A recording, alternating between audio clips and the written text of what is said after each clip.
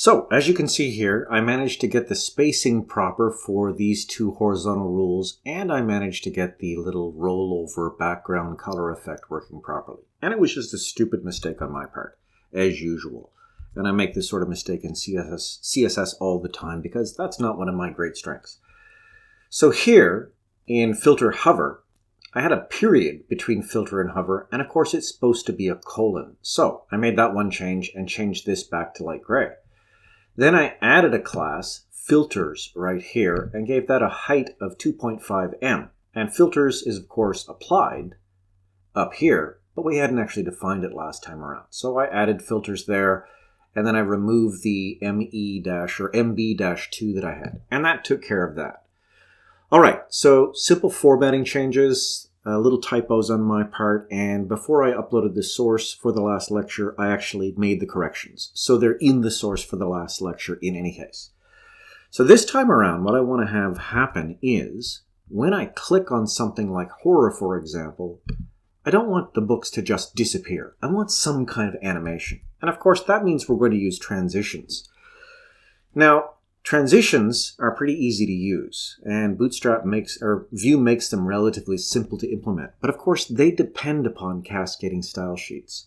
So if we go back to the documentation, first of all, for transitions, right here, and there's a link to this in the course resources for this lecture, this tells me how they work. Okay, so transitions are fired when you have a v-if or a v-show, or you can do it dynamically by toggling the component special element. And of course, we're using v-if here. But transition itself isn't the component we really want to use. We want to use transition group. And there's also a link to this in the course resources for this lecture. And the differences, of course, is transition group is used when you have a list of some sort. So when you're using a v-for and you want to apply it to the elements in the v-for loop, this is the one that you want to use. So let's get started. Back over in our IDE. Just before the v-for, we have this div class p3 dflex flexwrap. And this is the one I want to turn into a transition group. So I'm going to change this to a transition-group, which I have to spell right. O-U-P.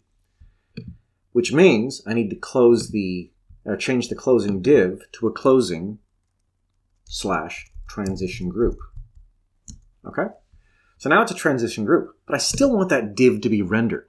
I don't want this to just, not appear in the markup at all, or Bootstrap will actually break. So all I have to do here is to put tag equals div. I'm also going to put in appear, even though I may not use it. So if there's an animation when something appears, I want that to fire when this thing appears.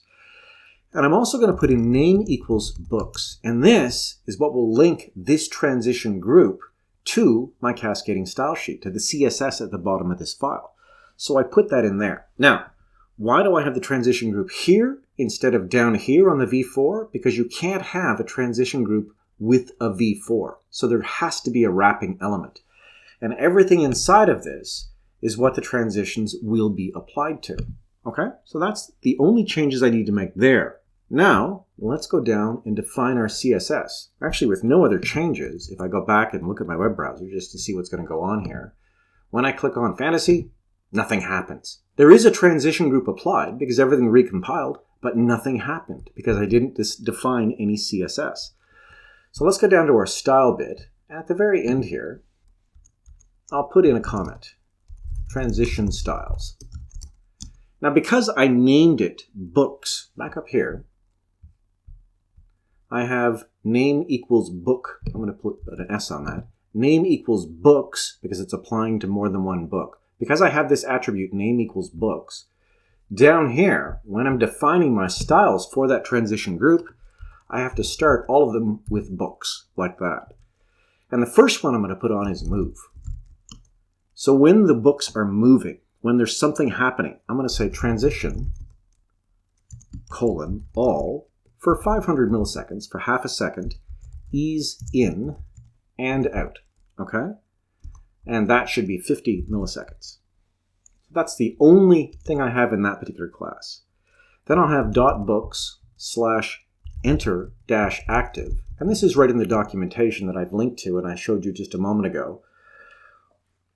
When we're in the interactive state, what I'm going to say now is transition all for 500 milliseconds. In this case, ease-in-out. Okay? And the third one is books-leave-active. And in this case, transition all. Again for 500 milliseconds, ease-in. Almost the same. I misspelled transition. That's better. And the last two are books-enter and .books-leave. Both have the same rules. Okay? Leave 2, leave-2. Better do that again. Transition 2. Opacity 0. In other words, when books come in, their opacity is 0, and that probably won't work. But in this case, when the books leave 2, when we do leave, we do want their opacity to be set to 0 as well. So all I've done is that little bit of change up here. I changed this, what used to be a div, to a transition group and told it to render a div by putting tag equals div, that attribute. I made those little changes. And down here, I defined 1, 2, 3, 4, 5 short styles. Let's see what happens. So we'll go to, say, fantasy. And isn't that cool? Let's go to horror. That's much better. Try thriller. And back to all. And I think that is ever so much more attractive. Now, obviously, if you're more competent in CSS than I am, and I'm a programmer, not a designer, but if you understand CSS really well, you can actually apply pretty much anything you want to this transition group and make it as attractive as you want. But I think this is sufficient for our purposes. And while animation is nice, if you make it too long and too complex, it's just going to be really slow on older computers. And it's interesting the first 2 or 3 times you look at it, and then it just gets annoying.